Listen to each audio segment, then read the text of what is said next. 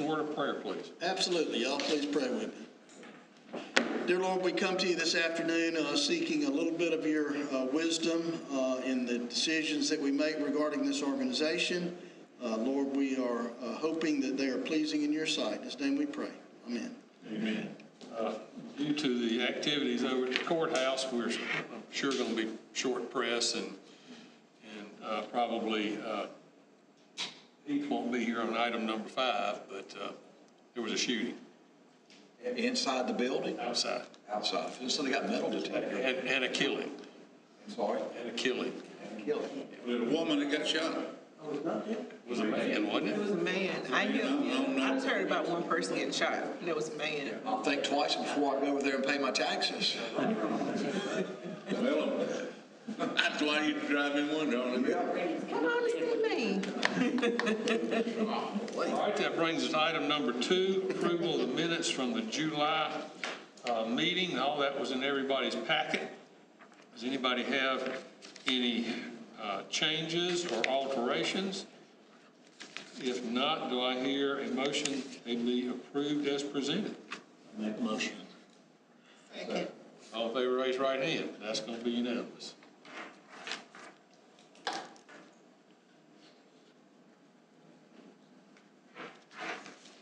Here we go.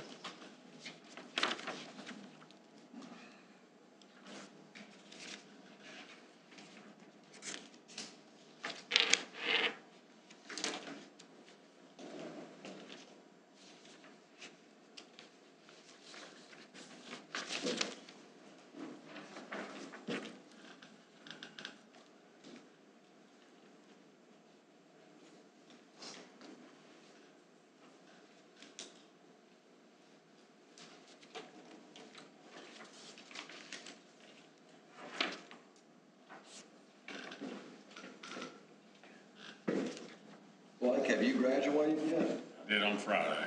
Really? Congratulations. You're stealing my thunder. I was going to make a big... All right, John, that brings us to item number 3, divisional reports. All right, Keith's got the most of them there. I got one thing to add to it, but go ahead, Keith. In the administrative division, the ORS inspected the alcohol and drug plan for the employees, and the inspection went well without any findings. The employee handbook's being reviewed by Finding Great People. That's been completed, and we'll probably ask that be ratified at the September meeting. Clean Engineering is working with other utilities in the area that have attachments on our poles, and they're trying to update the agreements with those utilities, and we think this will take about a year to do that, and they'll be negotiating the terms of the contracts and all. And we did sign an agreement with PRTC for them to go ahead and allow the fiber project to start even before we have all this these agreements worked out. And the Utility Financial Solutions that did our rate study, they're conducting a line extension study to ensure that we're being adequately compensated for all the line extension costs that we're having to do for some of these developers and all. And then the electric division, the 2 transformers were installed at the new building at the Hunter Industrial Park. And then River City Construction was the leading bid for putting everything in at the industrial park, all the cable and boxes and switch gears and all. And hopefully they're going to start that possibly next week. We're going to have a pre-construction meeting on Wednesday with them. What kind of timeline are we looking at as far as getting everything completed on this? I forget. For which one now? For the one out at the What industrial park. No, Industrial Park. Well, They said they had 90 days, they right? said they had 90 days, but we're already a little short of that. The deadline was November 1st, so they agreed to the shorter time period, but we're hoping that they're going to be finished a little before that. And once they get finished, what will have to be done after that? That'll be it then. Everything's been done as far as getting all the property and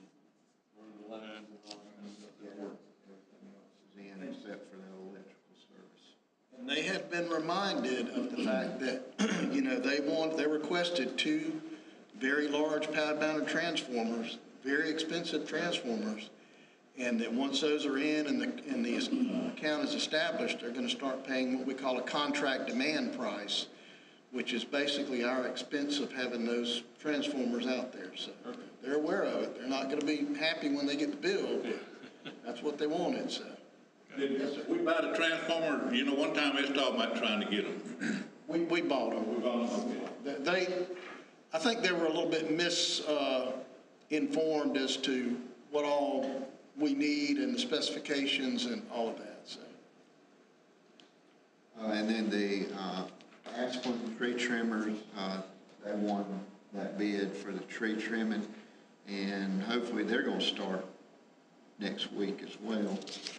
And that'll be, part of that work will be under the electric grant that we got with Santu. And you said there's enough in there to keep them here for about 2 years? We were talking about that this afternoon. Yeah, it'll be 2 years, but with our match, then probably close to 3 years. So it comes at a good time because we're having a hard time finding folks that want to apply for the tree trimmer job that we've got, so. In the natural gas division, the APGA announced that the Lawrence CPW won a National Safety Award for our size system and the number of man hours that we complete, very much like the APPA award that we apply for sometimes. And in Dawn Development, they were the low bid on installing the gas lines at Gibson Grove. And in the water and sewer department, the water plant water distribution system received a satisfactory rating from now called South Carolina Department of Environmental Services since they split DHEC up. And that occurred on July 31st. And the water plant also received an AWOP Excellence Award. AWOP, you may remember from past years, we've gotten that award before, and it's an area-wide optimization program that awards systems that not only meet the standards, but they exceed the standards in various treatment processes of it. And the new Dean Drive water tank project bids, they were opened they're going to be open this Thursday at 2 p.m. Once the bids are opened, I guess my concern is, are we still in our timeline on the grant we're getting that it'll all be done by the time that's the goal to meet that deadline. At this point, we are. Troy was here, was it last week? And, you know, Will and I both, that's one of the questions that we asked to make sure right now. And he seems to think we're going to have multiple bids for that. So that's a good sign too. You know, at one time I was a little bit concerned because all these utilities are getting all this grant money to do these things that it's going to, you know, there's only so many contractors, but they feel certain that we're going to be able to do that. So. That's all we have for that. The only other thing I was going to add to that is I think most everybody knows that Mr. Davis over here successfully completed his master's degree program from the University of Clemson University, however you say it. You got the information, you ought to know how to say it. Anyway, I know that was a lot of hard work and a lot of nights away from your family, so we appreciate it. And the other thing I wanted to report was Angie Whiteford, formerly Angie Sipes, just celebrated her 30th anniversary with the CPW, so kind of a big deal. So. All right. Anyway, any questions about any of that? No, we don't have public here tonight, so that brings us to item number 5. Heath Copeland, and glad to see you here. We're actually expecting to see you here, but under the circumstances. I heard you had a busy afternoon. It's been a busy day. It's been a busy day. Look at there. And the press has arrived just on time. Are you following me? Because I've seen you everywhere I've been today. Yes, I always look forward to coming before y'all each year. As y'all know, we have a wonderful Christmas in the City program. Forgive my throat. I'm negative on COVID, I'm good on that, but it's been a long couple of days.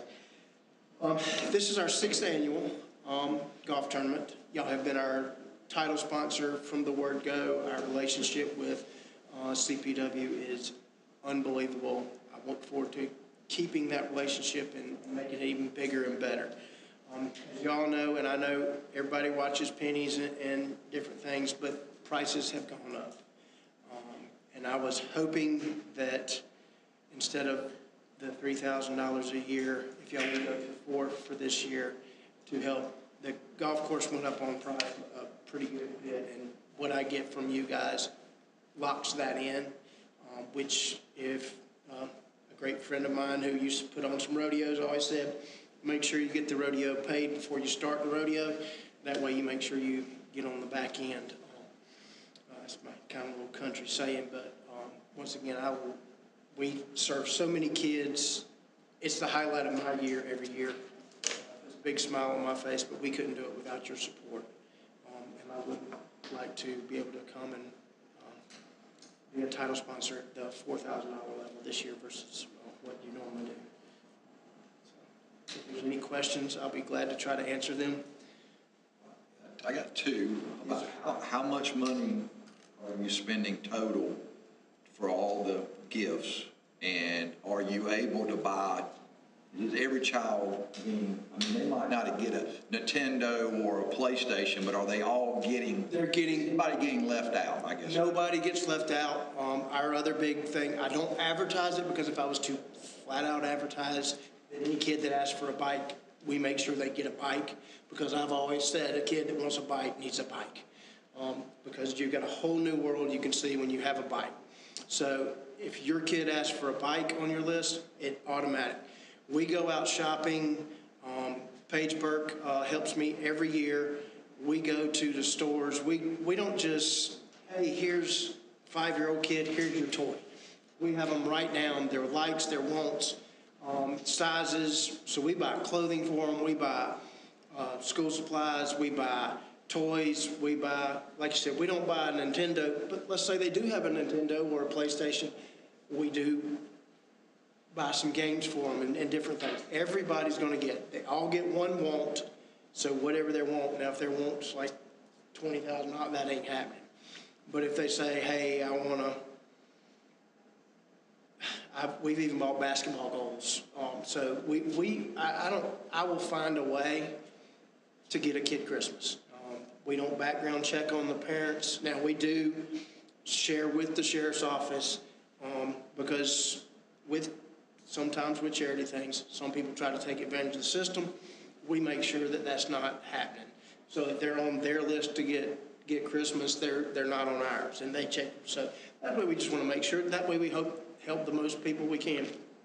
So, but yeah, we do. Everybody gets, and we really do.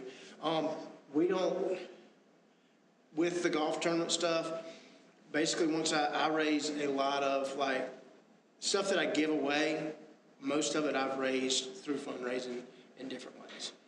Last year we cleared about $12,000 that was able to raise, and we bought everybody. And we don't just do it Christmas.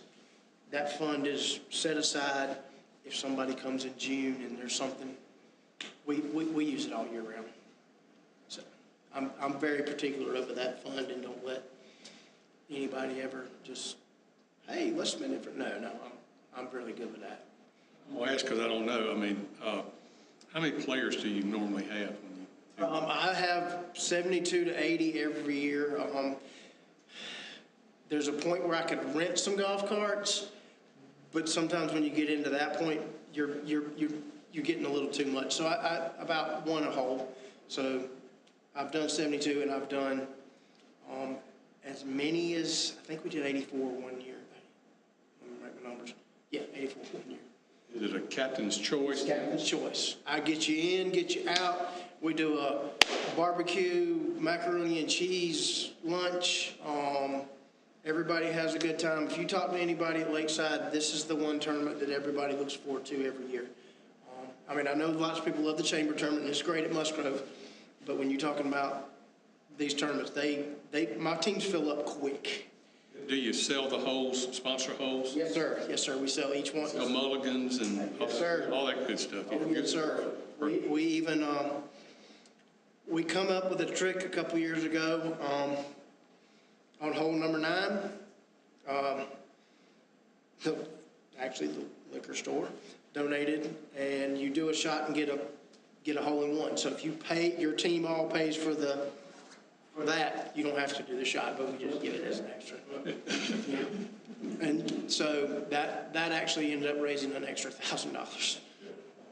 How much does it cost? I don't know this. You know, like sometimes you do a hole in one, they give you $10,000 or a car, and you buy an insurance policy to cover I that. have not done that. I have Looked into that? I haven't looked into that because we've been so successful, but it's something that is on the table. And the insurance is really not that much. You just have to, I think it's only like $100 for the insurance. You just have to video, somebody has to video it. There has to be a certain distance. And You have a certain number of witnesses. yes. I used to do that a lot when I was in. Yes. Me, I will never hit a hole in one. Or my hole in one will probably be bounce off the tree and hit somebody.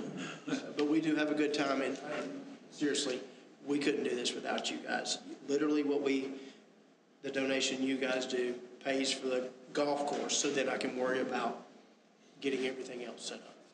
And that's Just to let you know too, the $3,000 that we normally give is already budgeted, so really all he's asking for is an additional $1,000. Any other discussion? Is there a motion? Second. All in favor of not only giving the $3,000, but the additional $1,000, please raise your right hand. That'd be unanimous. I appreciate it so much, and thank y'all for all y'all do and all that y'all help support today. And it's been a long day. It'll be longer for you. You can call me later. Y'all have a good Team with that if you want. Thank you, Heath. Thank you. Okay. That brings us to item number 6, the June financials. All right, halfway through the year, June was not a glamorous month at all from a financial standpoint. Had a some completely loss across the board. Be about speed more. You $405,132. I'm starting on page 6, by the way. In the electric division, we had a loss of $6,450. We did receive, the electric division is doing better this year overall than we did last year. We received a $500,000 grant last year by this time. So that's why, if you're looking at trying to compare history there, that's why it looks so different. What I mean, I see we've got a loss here, and I mean, normally I would think June would be a month where we were using an awful lot of electricity. We did, but we really used a lot more in July. I look back at our purchases in July were higher than any month in the last 4 years. It had been 4 years since we had purchased that much electricity for July. June was pretty average. Well, I look at 2022, and the electric division was blown out of the water. Yeah, I'm gonna say that's a grant. There's a big ticket item that came through because that just is not normal for a June period. In 2021, we were still receiving money from PMPA for the on-demand credit. So, yeah, we definitely in 2022 received a large grant or something different came through that. In the gas division, it was a loss of $291, $397. Prices have been pretty steady on natural gas purchases. They did have one really large operation expense that we paid in June. That was $30-some-odd thousand for paint regulator station, so that's kind of an anomaly. budget those, and, you know, they just happen to wrap up and pay for those all at one time in June. But still overall for the year to date, gas is looking really good with a net gain of $813,000. Water, a loss of $81,653, and sewer, a loss of $25,631. Still struggling to. Now, the new rates did go in effect August 1, so we'll start seeing, hopefully seeing a little bit of improvement. I do expect the financials in July to look better though across the board. Looking at our budget, our capital budget on page 11, I just want to point out cash flow. You're going to be voting on a resolution tonight for a reimbursement for revenue bonds. Cash flow's been struggling a little bit, and that's mainly because of the work at Hunter Park and starting to receive materials for Gibson Grove. So probably going to be moving some money from our reserve fund into our operating account until we can get some reimbursements for some of those items that are coming in.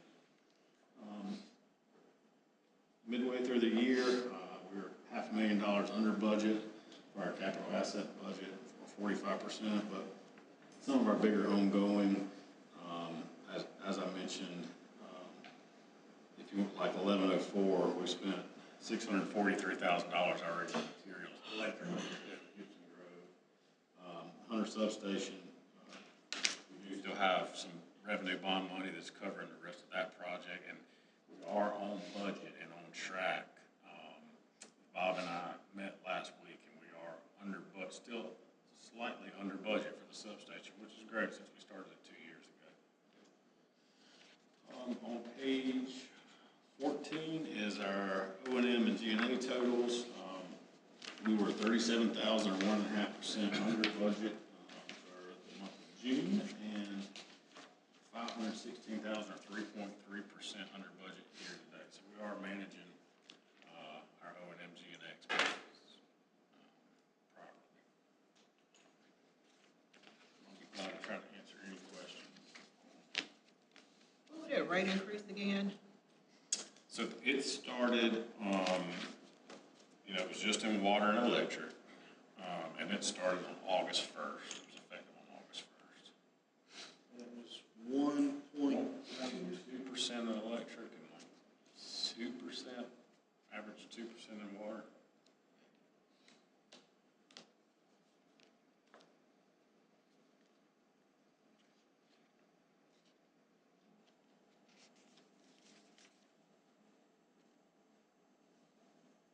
And with our revenue.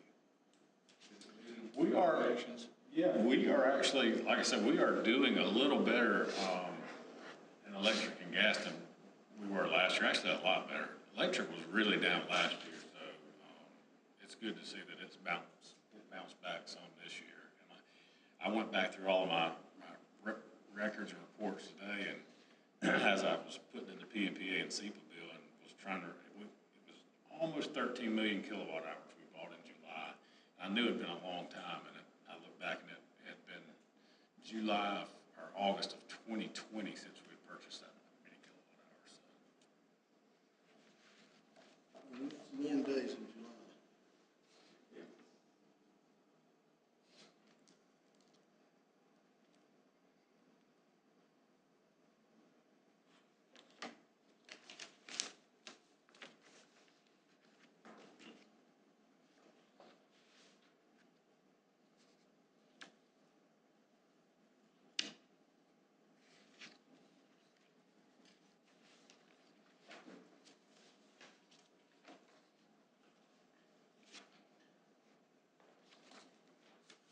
I know this is very old, but as far as the after hours call-ins, I know we made a switch last year. Hadn't really heard anything bad or good about that. Is that going good? We moved away from the county. Was it last year or 2 years ago? It's been a while. It's been 2 years ago on Doppler. And so far, it's, you know, it's had its own little quirks, but Keith's kind of been handling the tweaking of it, and as you can imagine, this is a giant call center. It may be more than one call center, I don't know. But they have calls coming in from all over the country, utilities similar to us. And so it takes them a few more minutes to figure out, where the call's coming from, and that sort of thing. But, there've been a few issues, but overall, I think it's been very good. And I think it's nothing against the 911 call center that we were using prior to that, but these people seem to know a little bit more about the utility industry, and basically they were just an answering service at 911. So. And the cost is about the same. This Doppler may be a little bit more. Now, there's a lot of features that we don't use that, are expensive, but at some point, maybe we could use them. Calling people back, to make sure the power's on, and, all kind of stuff like that. So. Why are we hiring a contractor to put in the gas lines at Gibson? What's that now? Why are we hiring a outside contractor to put in the lines at the Gibson subdivision instead of doing it ourselves? We just don't have the personnel to do something like that. It's a pretty big job to do all that. Where's that at? By Bilo's? Yeah.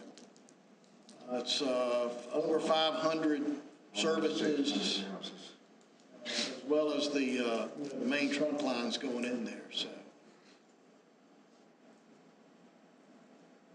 Anybody have any questions on the checks over 1,000? If not, do I hear a motion we accept the June financials as presented? So Second. All in favor, raise your right hand. Unanimous. All right, John. Item number 7. All right, the next one is a recommendation from, what's the name of our auditor? Burr Foreman. Okay. Burr Foreman is the legal firm that's handling our bond work now. And I don't know if y'all recall Mike Burns or not, but he is recommending that we adopt Resolution 24-01, and it is declaring that we are going to reimburse certain expenditures prior to this issuance of bonds that Blake spoke about earlier. We're anticipating 6.5 million, something like that. And this is just to kind of clear the books before we go and issue those bonds. Yeah, we had to order some of the materials for Gibson Grove, the long lead times. And so this will allow us to go back and recoup that money. It'll also allow us to go back and recoup any design and review money from the SCIP grants for the water tank, the water plant upgrades. And we can go back how far? Well, on materials, 60 days. There is no time, the IRS doesn't have a timeline on design work. So anything that Wiedemann Singleton did for the design of the water tank, we can go all the way back from when he started designing the project. And basically, it's just an IRS thing that they're sort of required, so. The city of Lawrence is going to be asked to approve a similar resolution at their next city council meeting next week. All right, anybody have any questions on resolution number 24-01? When will we be on putting the bond out for bid? I'm waiting for the folks at First Tryon. We are going to be looking at how to best structure that debt to kind of smooth things out, and then also allow us a refunding opportunity when rates go down. But hopefully in the next 30 days, we'll be putting it out, putting an RFP out for that, for a private deal. You think that'll wrap up when? I would have to close October. No. But once we, if this is approved, we can go back 60 days from the date of this resolution, not when we close the bond deal. So any expenses we paid in the past 60 days. Any other questions? I hear a motion that we adopt resolution number 24-01 as presented. So moved. Second. All in favor, raise your right hand. That's going to be unanimous.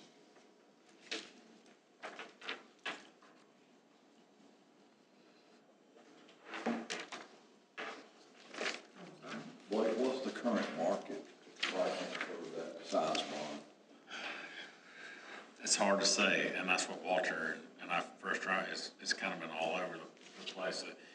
You know, the Treasury, you're gonna get a little bit better deal, but then you have to go through all the rating agencies and pay all the extra fees, so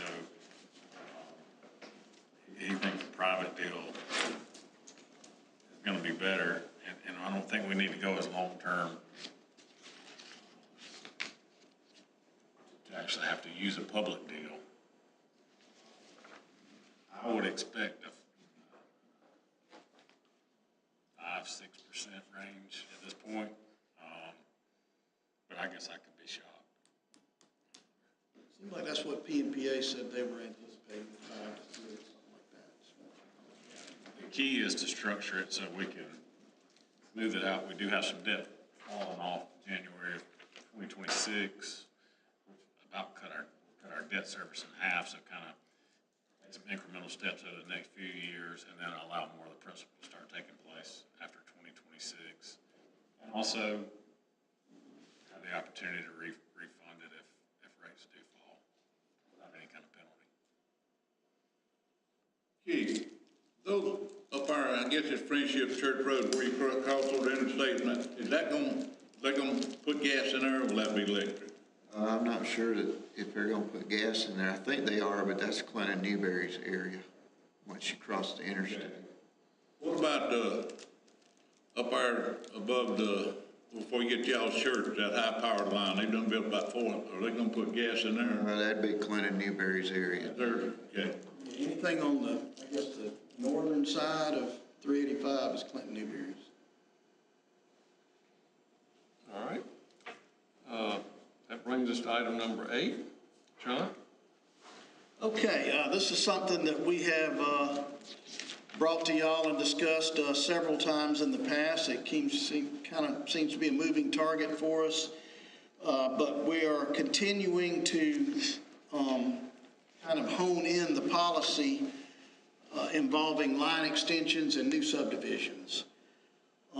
Right now, we've got a new electrical facilities program where if a developer comes in and installs or plans to build 100 houses, they've got to pay us 40% of the total cost to install the electric infrastructure for that subdivision. If they put in natural gas appliances, that drops that down to 30%. And that seems to be working okay, but we're still looking at other options. We've got a consultant that's kind of helping us with a new policy that we will hopefully bring to you in the next month or two, to where we offer the developer a certain amount of money. And this is how much money that we're willing to put into your subdivision based on an estimate as to what it's going to cost. And the developer can either choose to put in the rest of it or not have electricity in the subdivision. So, it's really kind of getting to be crazy. But one of the things that we feel like that we've got to do kind of as a stopgap measure is to increase the connection charge for new construction, underground construction. Currently, it's $1,000, and this is typically what the builder pays whenever they establish or build a house and set up a new service there. Right now, Gibson Grove is costing us about $16,000 per house to install the electric infrastructure. And at that, we'll never get a payback on that. So we are recommending that we increase that electrical connection for new construction from $1,000 to $3,000. So, and again, with the understanding that in the next month or possibly 2, we're going to come back to you with something that hopefully will solve this problem going forward. We've talked to some of our other neighboring utilities, and that seems to be one of the more prevailing ways to handle that, is to have a set amount, and anything over that is up to the developer to install. So But, you know, again, we're looking at the prices of everything is still going through the roof, and, you know, there seems to be no end in sight, so. Anyway, this won't have no effect on any current customers or anything. This is just brand-new customers with all the subdivisions that we're continuing to hear about. Questions about It's it? $3,000, this is any new customer. I mean, it's not a new subdivision, it could be somebody just building on a lot, an empty lot somewhere here in town. Yeah, that is basically the cost to cover from the transformer to the house. That will completely reimburse us for that. And of course, the actual transformer, that's part of what the developer pays whenever they pay the 40% or 30% or whatever. So that will help. It won't solve the problem, but it'll help going forward. We would like to increase it more, but we feel like 3,000 is probably the most we can ask for. Any other questions? How does that compare with up, we low, in the middle? I mean, where are we at compared to? Well, I do know that the city of Clinton has either passed or is getting ready to pass a 100%, where if a developer comes in, they've got to pay 100% of all the cost for new subdivisions. I know that Gaffney does the same thing. Now, from what I understand, Lawrence Electric has a policy similar to what we're talking about, where there's a set dollar amount, and then whatever on top of that, the builder or developer's got to pay. So, again, you know, we kind of feel like this is a stopgap measure for the current subdivisions that are planned and on the books right now. Going forward, you know, we hope to have a policy, like I said, that there's a set dollar amount and they pay that and that's it. That makes sense? But, you know, the fact that, you know, we haven't had very little new construction in the past 20 years, and we're a little bit new to this. It's taken us several iterations of this thing to get it right. And of course, the developers and the builders aren't going to be happy with it. And, you know, we're liable to see a couple of them show up at a future meeting, but we just cannot absorb the costs of these new subdivisions and ask our current customers to pay that. So This will not affect Gibson Grove though, right? it will affect Gibson Grove, It will affect them? It'll affect their service. primarily while we're doing it, Gibson Grove. But they were not under the. They got in before we made the changes. The 30-40, they got it, they were the last one to get in before that, right? That's right. So anything new, it will have to go to the new policy. But, Any other questions? I'm assuming this is something we need to vote on. yeah, since it's a change in the actual policy, yes, sir. Well, do I hear a motion, we accept the policy changes as presented? So moved. Second. All in favor, raise your right hand. That's going to be unanimous. Mr. Chairman, I have a few items in executive session, but other than that, that's all I've got for you tonight. All right, do I hear a motion, we go into executive session and return to public session and call the chair? So moved. Second. All in favor, raise your right hand.